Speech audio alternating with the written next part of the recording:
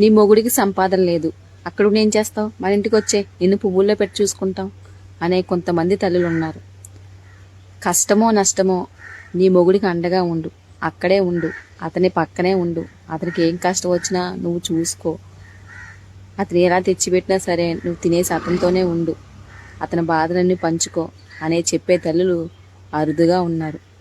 అల్లుడు అడుక్కునేవాడైనా సరే అతని దగ్గరే ఉండి అతని కష్టాన్ని అర్థం చేసుకుని అతన్ని పెట్టిందే తిని అతన్ని బాధల్లో కష్టాల్లో సుఖాలను తోడుగా ఉండి అతనికి సహాయంగా ఉండు అని చెప్పే తల్లులు చాలా తక్కువ మంది ఉన్నారు.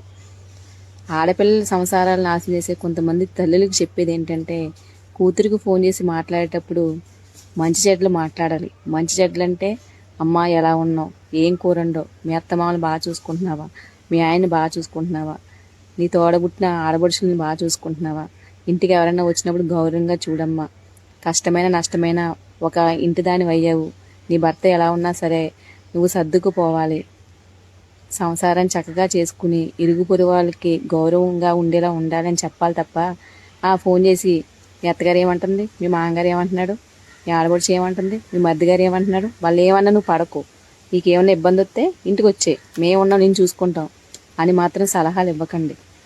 ఎందుకంటే మీకు సగం వయసు అయిపోయింది, ఆ అమ్మాయికి వయసు ఉంది. జీవితాంతం ఆ అమ్మాయి ఉండవలసింది భర్త దగ్గర, మీ దగ్గర కాదు. ఒకవేళ మీ దగ్గరికి వచ్చిన తర్వాత మీరు అమ్మాయికి దూరం అయిపోతే రేపు అమ్మాయి జీవితం ఒక్కసారి ఆలోచన చేయండి. కూతురు కాపురం నిలబెట్టండి. అందరూ ఒకలా ఉండరు.